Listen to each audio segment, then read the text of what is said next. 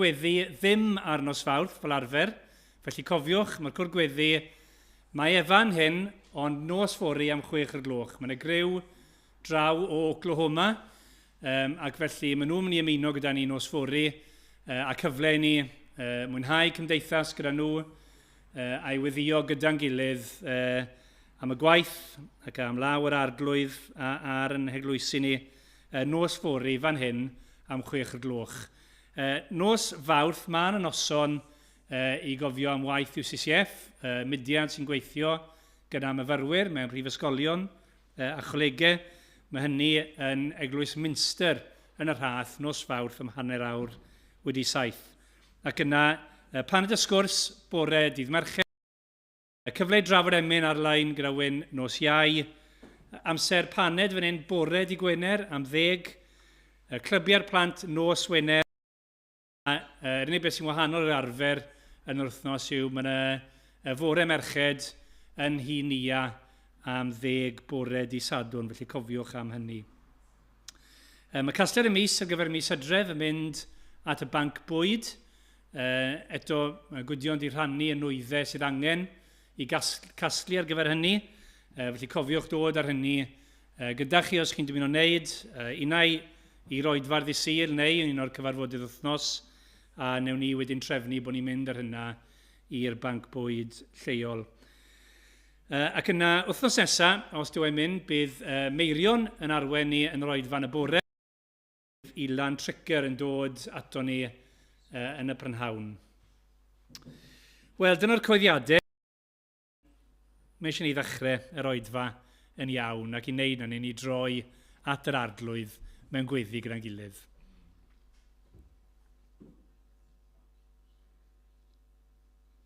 O Dduw Dad, ni yn diolch i ti am y cyfle sydd gyda ni nawr fel cynulleidfa o bobl di i ddod ynghyd i'th addoli di. Ac arglwydd ni yn gofyn heno i ti codi'n golygon tuag ata ti i wneud y fwyaf o'r cyfle yma sydd gyda ni ystyried yr arglwydd Iesu Grist i hoelio ein llyged a'n meddyliau arno fe ac ni'n gweddio trwy bydden ni ddim yn unig yn clywed ni yn dysgu gwirioneddau am Grist, ond bydden ni yn ymwybodol bod Crist yn waredwr ni, yn frawd ni, yn arglwydd arno ni, a bod ni yn cariad ni, oherwydd o fe yn caru ni, byrlymu drosto fel petai, gorlifo mewn cariad ato fe o arglwydd, dangos i ni yr arglwydd Iesu Grist, os gwyldi fod yn dda, traws newid ni, trwy waith dysbryd, a byddai'r cyfan mwyn ei enw a'i heiddiant e. Amen. Amen. Ni'n mynd i barhau i addoli trwy ganu efo'n gilydd, a ni'n mynd i ddechrau efo salm. Yn ddiweddar, ni wedi bod yn trial canu salmau gyda'n gilydd yn dilyn patrwm pobl ddew ers canrifoedd lawer. A heno ni'n mynd i ganu ffurf o salm 5 o gwrando ngeiriau arglwydd da.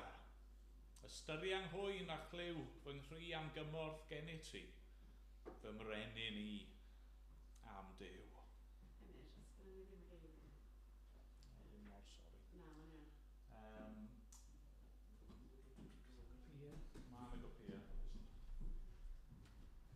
Fy mai i yw nes i weid byddwn ni'n neud rhywbeth, a nes i ddim neud e.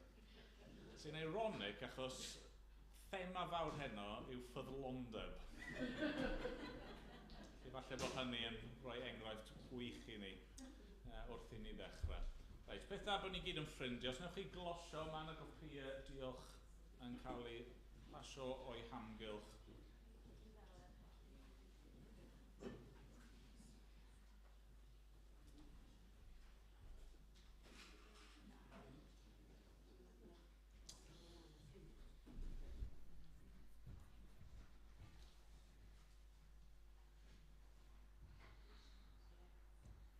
Steve.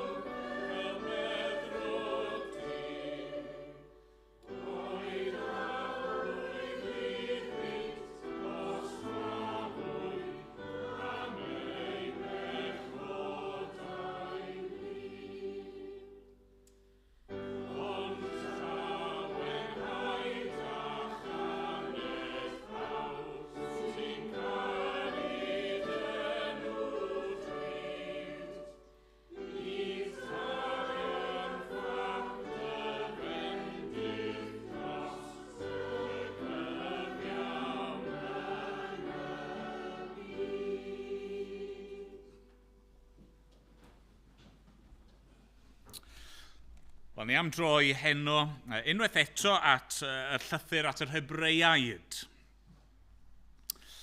Ac os ych chi'n ymuno â ni heno, croeso mawr, be fydd i awgrymu wrth i ni fynd trwy'r llythyr yma yw, mae'r ffordd gorau i feddwl am y llythyr yw fel hyn. Fod gan yr thema fawr. Mae yna un pwnc mawr sy'n redeg reit trwy'r llythyr yma, sef fod Iesu yn rhagori. Right? Mae Iesu yn well. A be mae'r awdur felly'n gwneud yw cymryd y syniad yna fel canolbwynt ac yn dod at y syniad o wahanol cyfeiriadau. Yn cymharu Iesu gyda gwahanol bethau a gwahanol bobl.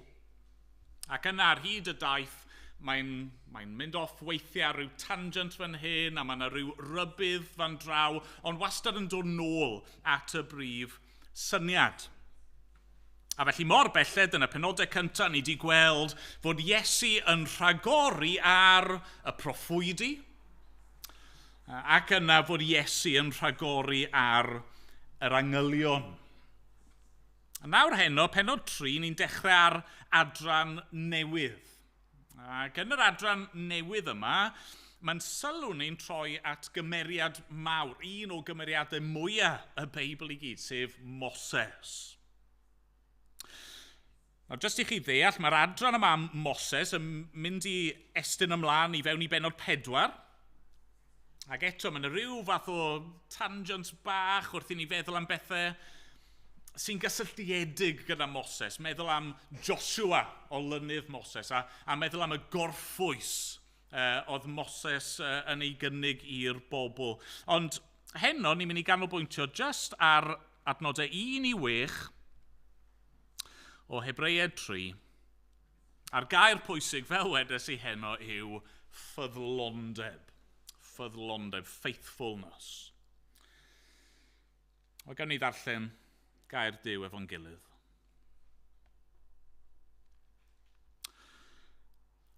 Gan hynny, gyfeillion sanctaidd, chwychwi sy'n cyfran alwad nefol. Ystyriwch apostol ac archoffeiriad ein cyffes ni, sef Iesu. A fi yn ffyddlon i'r hwn a'i penododd, fel y bu Moses hefyd yn ffyddlon yn holl di-Dduw. Oherwydd mae Iesu wedi ei gyfrif yn deilwng o ogoniant mwy na Moses. Yn gymaint a bod adeiladydd tŷ yn derbyn mwy o anrhydedd na'r tŷ. Mae pob tŷ yn cael ei adeiladu gan rhywun, ond Duw yw adeiladydd pob peth. Bu Moses yn ffyddlon yn holl di-Dduw fel gwas, i ddwyn tystiolaeth i'r pethau yr oedd Duw yn mynd i'w llefaru. Ond y mae Crist yn ffyddlon fel mab sydd â'r rheolaeth ar di-Dduw. A ni yw ei dif. Os daliwn ein gafael yn y gobaith, yr ydym yn hyderu ac yn ymffrostio ynddo. Amen. Diolch i Dduw am ei awd. Gawn ni weddio gyda'n gilydd.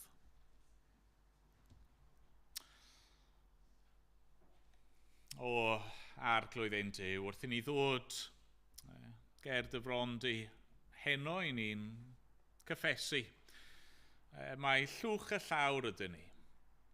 Ein bod ni fel pobl yn methu mewn gymaint o ffyrdd ac yn gallu siomi mewn gymaint o ffyrdd. I ni yn anghofio pethau ac i ni yn gwneud pethau ffôl.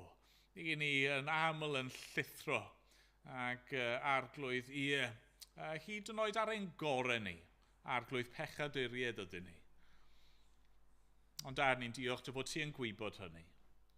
Ac yn diolch dy fod ti wedi anfon yr arglwydd Iesu Grist, apostol ac archoffeiriad ein cyffes ni. A diolch fod wedi dod, y ffyddlon un, yr un digyfnewid, yr un sicr, yr un perffaith. Ond diolch i ti unwaith eto amdano fi, fod wedi gwneud pob dim oedd ei angen mwyn cyflawni'r gyfraith. Diolch fod wedi gwneud pob dim oedd ei angen i dybleso di o Dad. Ac yn diolch hefyd fod wedi gwneud pob dim oedd ei angen i gyflawni y proffwydoliaethau ac i ennill maddeuant a iachawdwriaeth i ni. Diolch fod Iesu wedi gwneud pob dim oedd ei angen i'n cymryd ni o afael y tywyllwch a'n gosod ni'n rhydd ac ein gwneud ni nawr yn blant i ti ac yn rhan o dy deulu di o Dduw. Diolch arglwydd mawr yw ein diolch. Ac arglwydd i ni'n gofyn felly unwaith eto heno wrth i ni feddwl am Iesu ac wrth i ni ystyried yng ngoleuni be mae'r gair yn dweud am Moses. Arglwydd, gad i ni weld eto bod Iesu yn rhagori a fod yn deilwng o goniant mwy na neb arall. Mae Iesu yn unig sydd yn heiddi ein addoliad ni heno, oherwydd pwy yw ac oherwydd yr hyn mae wedi wneud trosto ni. Arglwydd, agor ein llygyd ni i weld mwy a mwy o ein harglwydd a'n gwaredwr annwyl, Iesu Grist. Dad, ni eisiau gweddio, arglwydd dros ein byd ni'n ymwybodol o yr newidiadau sydd yn digwydd ar y foment yn Israel ac yn Gaza. Dad, ni'n gweddio bydde ti yn ymyrryd ac yn sicrhau heddwch yn yr ardal honno. Dad, ein gweddi ni yw y bydde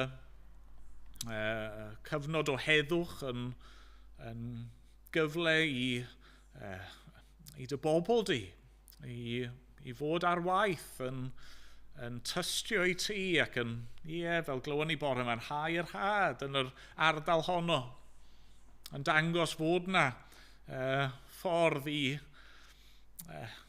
ni gael ein hachub, a ffordd i ni cael ein rhyddhau o rwymau pechod, a ffordd i ni allu caru'n gylynion ni hyd yn oed.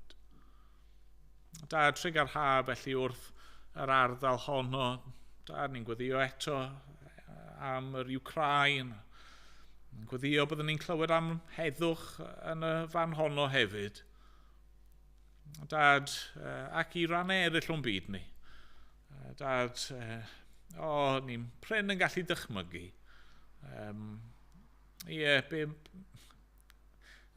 Sut mae bywyd o ddydd i ddydd i rai o bobl ein byd ni. Ni'n gofyn arno ti i drygarhau, os gwelid i fod yn dda. Diolch fod yr arglwydd Iesu Grist yn cynnig ei hun fel gwaredwr nid yn unig i ni heno, ond i unrhyw un sydd yn credu. Arglwydd, llwydda dy waith di felly, os gwelid i fod yn dda. Dad, ni'n di cael yn atgoffa i heno am waith UCCF, y gwaith yn y prifysgolion. Arglwydd, ni'n gweddio nawr y bydde dyfendith di ar y gwaith hwnnw. Ni'n cyflwyno y myfyrwyr sydd yn ein plith ni yma heno, a arglwydd ni'n cyflwyno dy bobl di sydd yn astudio ar hyn o bryd, a yr Cristnogion hynny sydd falle yn dysgu ac yn darlithio ac yn gweithio yn y prifysgolion. Arglwydd, ni'n gofyn o arno ti i ei dywallt ysbryd glân di. Ac gweddio bydde di'n achub llawer iawn trwy waith dy bobl di ar campws ac yn dinasoedd prifysgol ein gwlad ni, os gweli di fod yn dda. Dad, bydd gyda ni nawr. Yn y munudau nesaf yma, helpa ni i ymdawelu ac i ddal ein gafel ni ar yr arglwydd Iesu Grist. A mae'n bod ni'n gofyn yn ei enw. Amen. Amen. Ni'n mynd i ganu o Cwmpawd 2, fi'n gobeithio bydd y ceiriau yma ar y sgrin. Mae croeso chi glos at eich gilydd i ganu. Ond rhif 23 yn Cwmpawd 2. Ffyddlon 1. Di gyfnewid. Oesol 1, ti yw craig fy hydd. Arna ti rwy'n dibynnu. Galwaf arna ti drachefn a thrachefn. Nawn ni sefyll i ganu.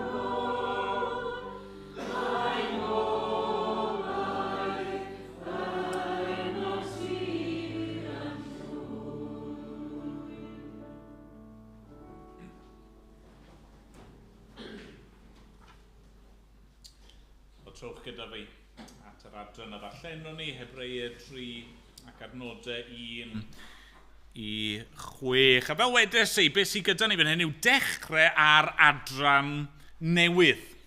Dechrau ar cymhariaeth newydd rhwng Iesu a rhywun. A mae'r adran yn dechrau mewn ffordd trawiadol a gweud y gwir.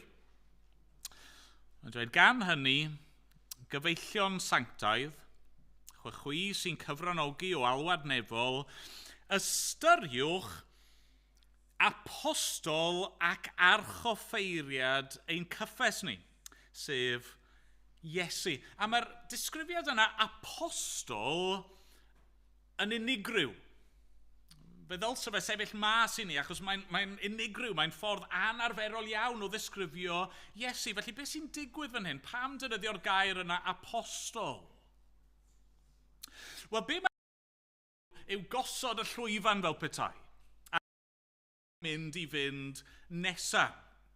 Mae'n mynd yn y pen draw i sôn am Iesu fel archoffeiriad, yn mynd i gymharu Iesu gydag Aaron, yr archoffeiriad cyntaf yna, ac yna y system offeiriadol oedd yn dilyn.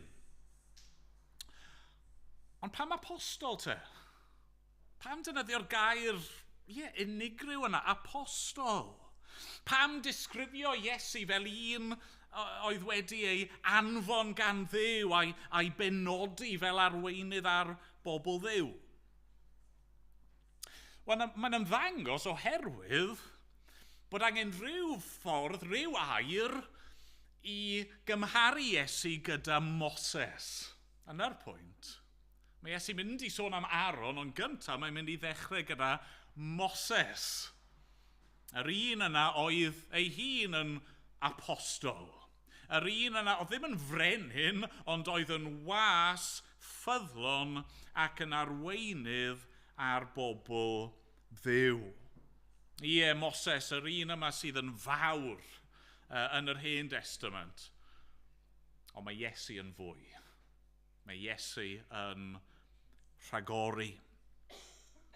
Felly'n syml iawn, be fi eisiau ni weld heno hyn? Mae yna frawddeg os chi eisiau, gosod e mewn brawddeg. Roedd Moses yn ffyddlon fel gwas. Dyna lle ni'n mynd i ddechrau. Ond mae Crist yn ffyddlon fel mab. Felly, byddwch ffyddlon fel plant. Na lle ni'n mynd. Okay, so, y pwynt cyntaf heno. Roedd Moses yn ffyddlon fel gwas. Wedi gwneud y pwynt yn barod, chi siwr o fod yn gwybod hyn. Fi'n tybio bydd y mwyafrif ohono ni yn gwybod hyn, fod Moses yn ffigwr mawr yn yr Hen Testament. Gweud y gwir, fe yw un o'r ffigurau mwyaf yn yr Hen Testament. Byddwn ni'n clywed mwy amdano fe nes ymlaen yn y llythyr wrth i yr awdur sôn am rai o arwyr y ffydd. A chymod, os chi eisiau arwyr y ffydd, mae Moses yn gorfod bod ar y restr yna, yn dydi? Oedd gan yr Iddewon y meddwl ucha posib o Moses. A mae'n rwydd i ddeall pam. Fi eisiau chi just troi os oes Beibl dych chi. Gwrandewch nawr ar y ffordd mae Duw ei hun yn siarad am Moses. Ni'n troi at llyfr Niwmeri. Niwmeri pennod 12.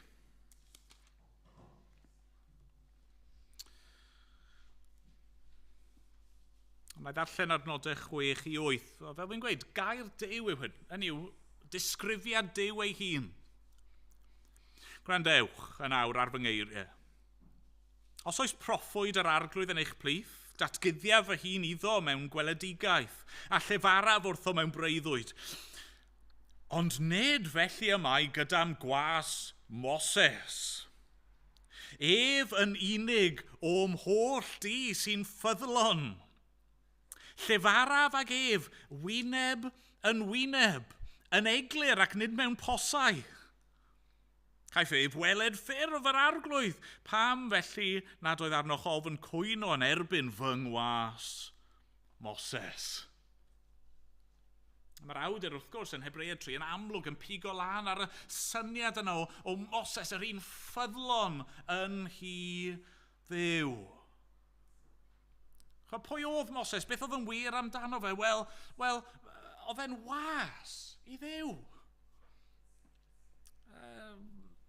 Moses wrth gwrs, oedd awdur y 5 llyfr cyntaf sydd gyda ni yn yr Hen Testament. Ond meddyliwch nawr, chymod eto, meddyliwch beth i chi wedi clywed, beth i chi'n gwybod am Moses. Be nath Moses? Wel, mae Duw yn galw yn dydy i arwain y bobl allan o'r Aifft. A mae Moses yn mynd ac yn sefyll yn erbyn Pharo, y dyn mwyaf pwerus yn y byd yn y cyfnod hwnnw. Ac trwy nerth Duw, mae Moses yn anfon plai yn erbyn yr Aifft. Ac yna yn y pen draw, mae'n arwain y bobl allan i ryddid. Ac eto, trwy nerth Duw, mae'n agor y môr coch. Ac yn rhoi dŵr o'r graig i'r bobl. Ac yna fe, Moses yw'r un sy'n mynd lan i fynydd Sinai a Duw yn rhoi'r gyfraith i'r bobl. A trwy Moses, mae'r bobl yn cael clywed am yr archoffeiriad, a'r tabernacl, a'r holl system yna. Oedd Moses yn gawr o ddyn. Mewn cymaint o ffyrdd oedd e'n ffyddlon i Dduw. A mae'n iawn bod ni'n diolch am hynny. Okay? Yn ei ras, mae Duw yn galw pobl.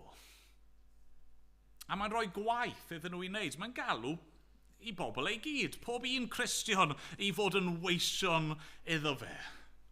A mae'n rhoi gwaith i ni wneud. Mae'n defnyddio ni mwyn bendithio pobl eraill. A mi'n siŵr nawr heno bod chi'n gallu meddwl am bobl mae Duw wedi defnyddio yn eich bywyd chi. Falle'r person nath rannu'r efengil gyda chi am y tro cyntaf. Neu rhywun sydd wedi bod yn esiampl i chi ar eich taith ysbrydol. Rhywun sydd wedi bod yn anogaeth ac yn gysur i chi. Ac rhywun sydd wedi'ch cynghori chi. A rhywun sydd wedi bod yn ffrind i chi. Falle bod rai o'r bobl yma di marw a di mynd i'r gogoniant yn barod. Falle bod rai ohonyn nhw dal yn fyw. A chi'n ddiolchgar amdanyn nhw. Mae hynny'n iawn. Mae hynny'n bwysig a dweud y gwir. Mae'r awdur fan hyn yn canmol Moses, ac oedd Duw yn canmol Moses fel un oedd yn ffyddlon.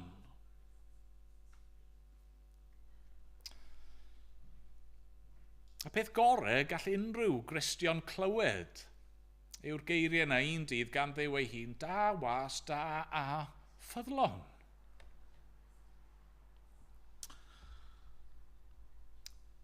Ond, ar yr un pryd, ni'n gorfod bod yn ofalus yn dyn ni. Ein temtasiwn ni o hyd yw i roi ein harwyr ni ar pedestal. I codi nhw yn uwch na maen nhw'n heiddi bod. Mi'n siŵr bod ni gyd wedi gwneud hynny ar adegau gwahanol. Mae'n beryglus, achos os chi'n codi pobl yn uwch na maen nhw fod, dim ond un ffordd sydd ganddyn nhw i fynd, yn dyfa, sef i lawr, i syrthio. Oedd Moses yn ffyddlon. A diolch i Dduw am hynny, ond oedd rai yn ei godi yn uwch nag oedd e'n heiddi bod, a falle oedd rai o'r darllenwyr greiddiol yma mewn perygl o hynny. Anghofio am Iesu, troi ffwrdd o Iesu a mynd nôl at Moses, mynd nôl at y gyfraith, mynd nôl at yr hen ffordd o wneud pethau.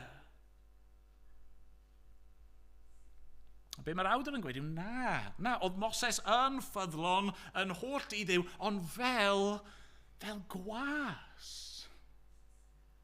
Yn yw ar ddiwedd y dydd, oedd Moses dal yn ran o'r tŷ ysbrydol, o'r bobl ysbrydol yma, mae Duw trwy'r arglwydd Iesu yn ei adeiladu.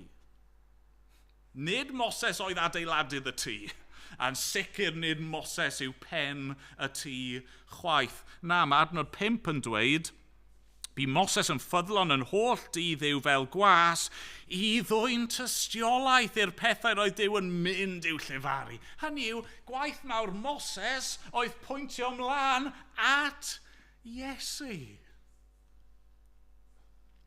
Chi'n gweld, os ych chi yn mynd nôl ac yn darllen hanes bywyd Moses, mae yna lot i'w ganmol, ond mae yna lot o broblemau fyd, ond oes. A ni'n gweld hynny'n gyson, nid Moses yw'r unig un, chi'n gweld o hyd ac o hyd yn yr ysgrythyr gyda holl cewri ac arwyr y ffydd, maen nhw'n bobl pechadurus sydd yn gwneud camgymeriadau.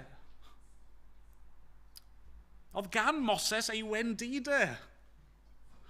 Ni'n gweld sawl gwaith yn colli ei dymer yn dydyn ni.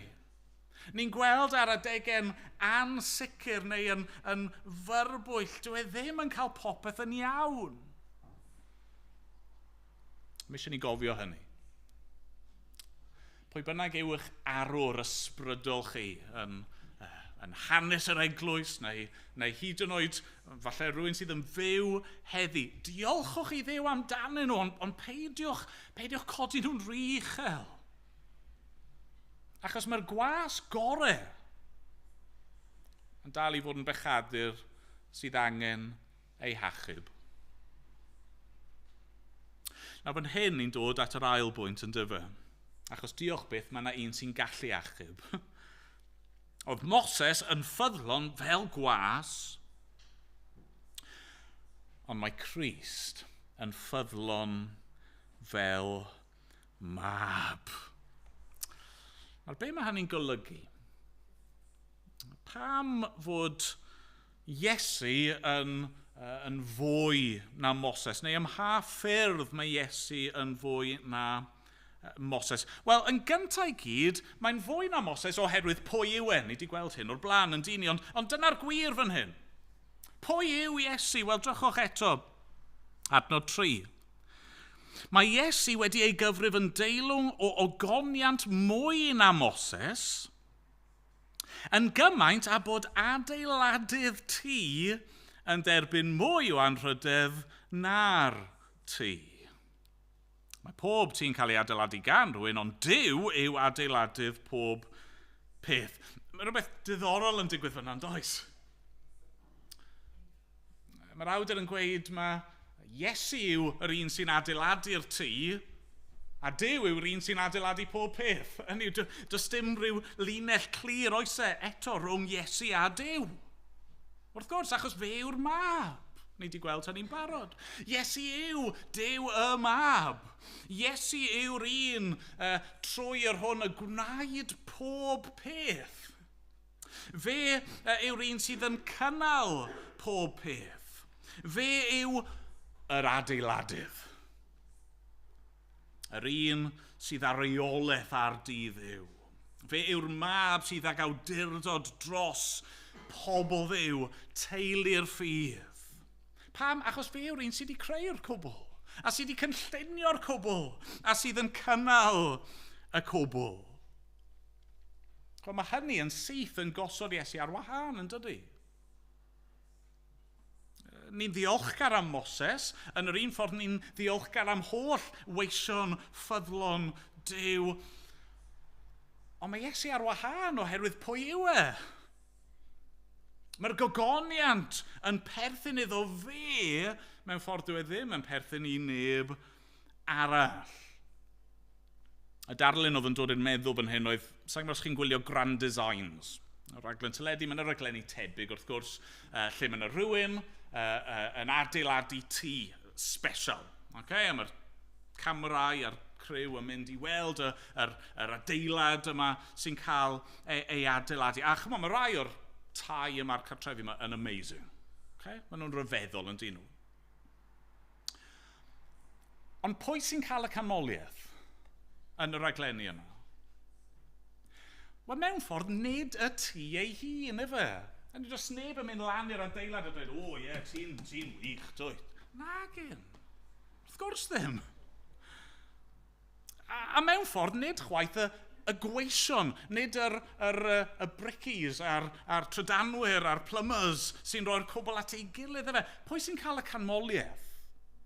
A pwy sy'n heiddio'r canmoliaeth, really, yn y pen draw? Wel, y pensaer a'r perchenog. Ydy fe? Yr un sydd wedi cynllunio, a'r un sy'n ariannu ac yn darparu ar gyfer y cwbl. A dyna pwy yw Iesu. Nid Moses, na neb arall. Fe yw'r mab sydd â reolaeth ar dy Dduw. Felly mae Iesu'n cael ei osod ar wahân fan hyn eto oherwydd pwy yw e, ond hefyd oherwydd yr hyn mae wedi wneud. A be mae wedi wneud? Wel, fel ni'n clywed fan hyn, y pwyslais fan hyn, mae e wedi bod yn ffyddlon. Nawr, falle bod chi'n meddwl, hold on, ti wedi gweud bod Moses yn ffyddlon. Ond ti wedi gweud bod lot o weision Duw yn ffyddlon. Dyna chi eisiau mewn gwas yw bod nhw'n ffyddlon.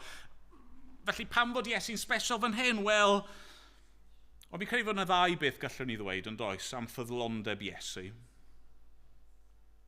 Y peth cyntaf, wrth gwrs, yw bod e'n ffyddlondeb perffaith. O Moses yn amherffaith.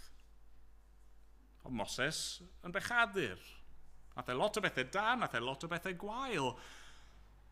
Ond nid Iesu. Trwy ei fywyd. Mae'n ffyddlon. O'i genhedlu yn y groth a'i enedigeth, a'i blentyndod, a'i glas lencyndod, a'r arddegau, ac yn ei egeiniau, wrth ddod yn ddyn, mae'n ffyddlon. Mae'n cael ei demptio ym mhob ffordd gan Satan ei hun. A mae'n aros yn ffyddlon. A mae'n cael ei wrthod a'i gamdrin gan ei bobl ei hun, ond mae'n dal yn ffyddlon. Pob dydd, pob moment, yn ddi-baid, yn ddi-stop, nath e ddim cael gwyliau bach, ddim cael brec, o, na i gael day off o fod yn ffyddlon yn hyn. Na, heb slipo lan o gwbl. Ddim hyd yn oed un gair ffôl. Nath e fyth anghofio roi'r geiriau ar y sgrin ar gyfer i'w oedfa. Nath e fyth meddwl dim byd. Nath e fyth wneud dim. Oedd yn anffyddlon i'w dad. Oedd yn berffaith. Yn berffaith. Hyd yn oed mynd i'r groes. Yn ifydd i e hyd angau ar groes. Yn ifydd yn cymryd wedyn arno fe ei hun. Canlyniad ein anffyddlondeb ni. Cosb ein anffyddlondeb ni. Mae'r cwbl yn cael ei roi arno fe a mae'n mynd yn ifydd. A mae hynny yn pwyntio ni at yr ail beth sy'n special am ffyddlondeb Iesu. Ie, mae'n ffyddlondeb perffaith. Mae hefyd yn ffyddlondeb gwirfoddol. Dewisol. Hynny yw, mae Iesu'n ffyddlon nid fel gwas, ond fel mab. A'r pwynt yw, does dim dewis gan gwas, os e, really? Mae gwas gorfod i fyddhau. Hynny, maen nhw fod i fyddhau. Does dim dewis ganddyn nhw. Ond Iesu oedd y mab. Fe nath e ddewis y llwybr hwn. Fe nath e ddewis ddod i'r byd. Fe nath e ddewis fod yn ffyddlon cymaint oedd hynny'n ei gostio. Mae'n dewis cymryd hyn arno fe ei hun, a mae'n gwneud y cwbl mewn ysbryd cywir. O'n i'n cael yn atgoffa wrth baratoi. Chi'n cofio'r ddameg yna? dameg y mab a fradlon ni'n galw fel arfer. Na chi feibion? Be mae'r meibion yna'n dewis gwneud? A mae un yn dewis mynd i'w wlad bell a byw ei fywyd siwr bynnag oedd eisiau, redeg i ffwrdd mewn ffordd o fod yn fab. Dwi Iesu ddim yn gwneud hynny. Mae'r mab arall, y mab hynaf, yn aros adre. A mewn ffordd yn dewis gwasanaethu, ond mae'n gwneud hynny efo rhyw grwgnach yn dydy. Mae rhyw ysbryd ychafu. Fi'n gorfod gwneud hyn.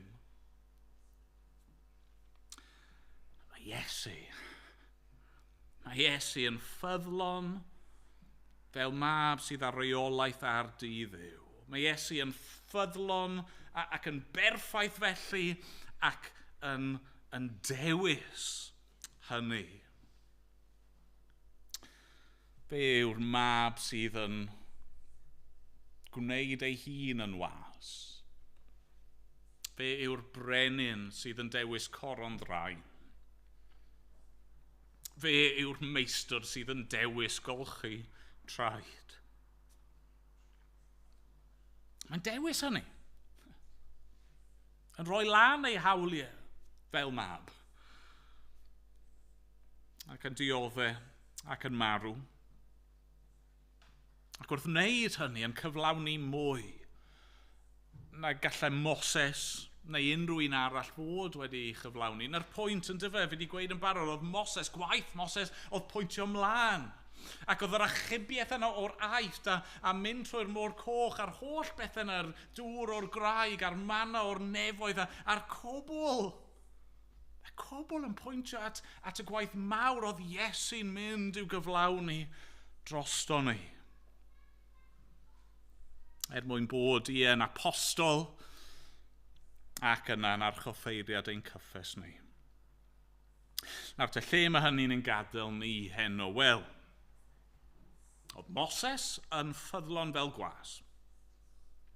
Ond mae Crist yn ffyddlon fel mab. A felly, byddwch ffyddlon fel plant. Mae'r awdur yn dweud yn dydy adnod 1. Gan hynny, gyfeillion sanctaidd chwi sy'n cyfranogi o alwad nefol, ystyriwch, hynny, trowch eich golwg ac archoffeiriad ein cyffes ni sef Iesu. Cadwch eich llyged arno fe. Pam?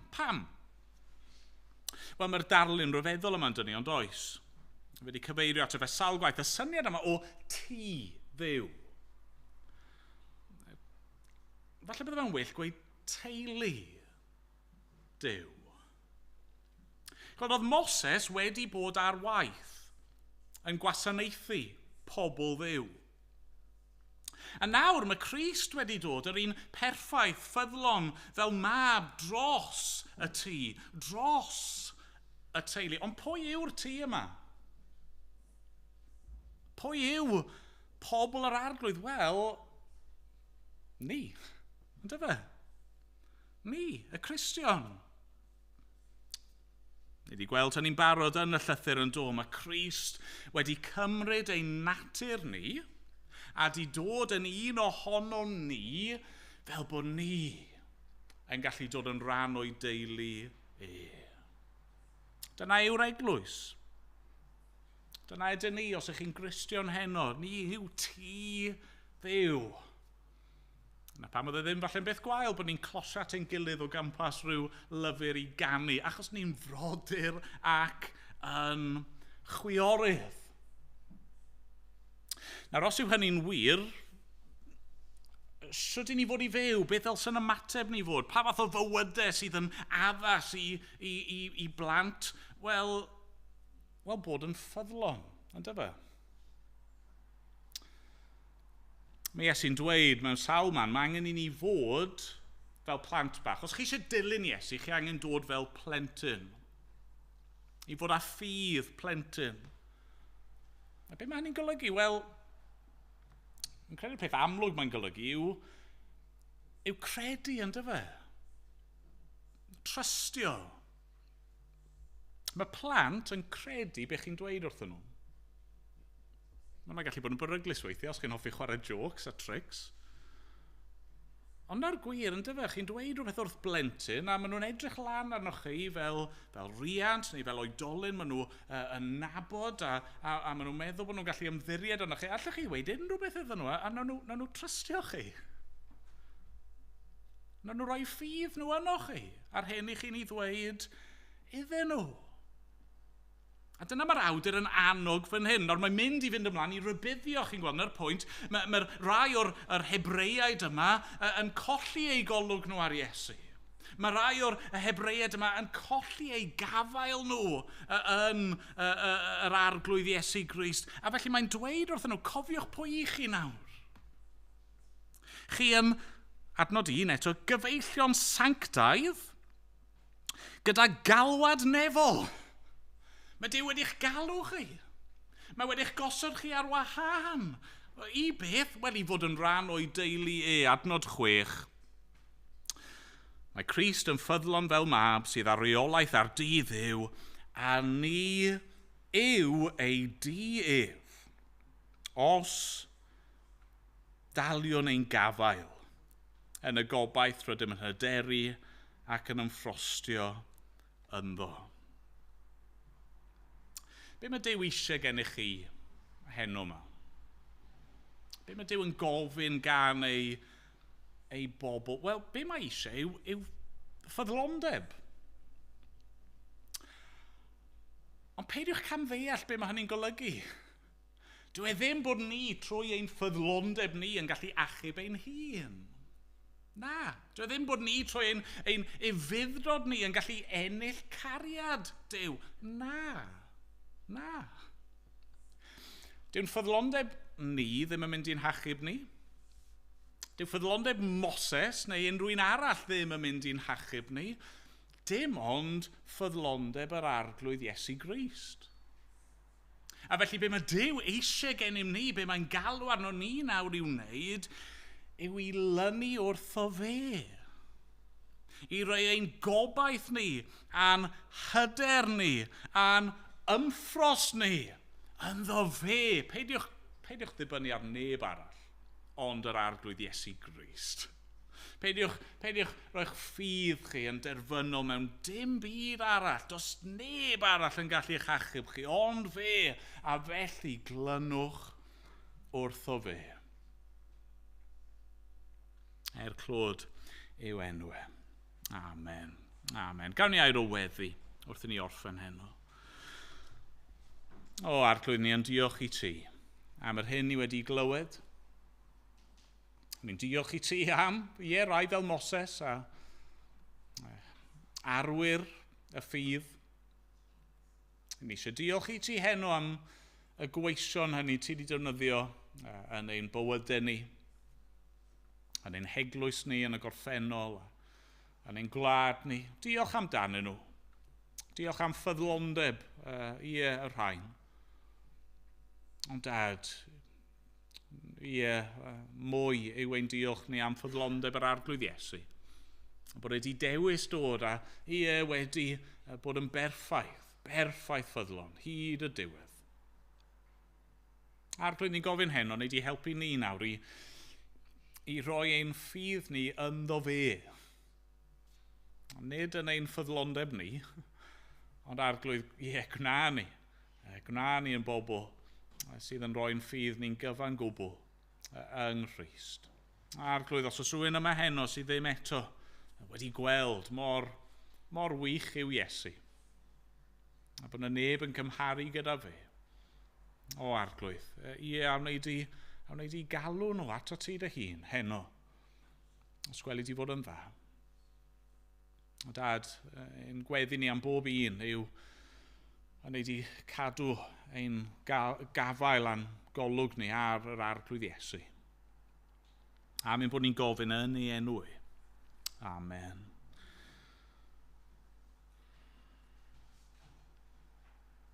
Amen. Ni'n mynd i ganu o'r llyfr yma i orffen. 198.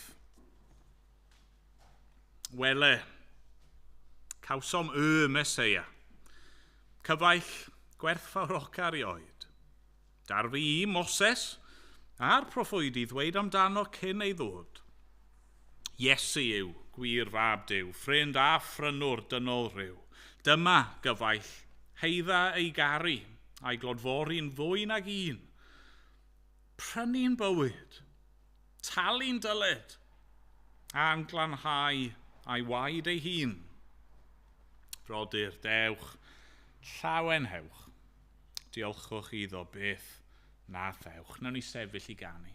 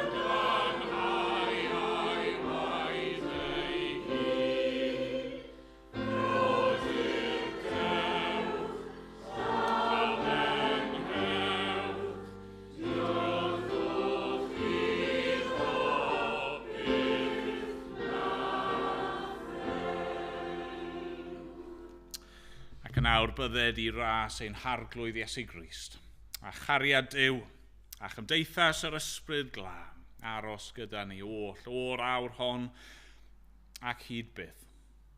Amen.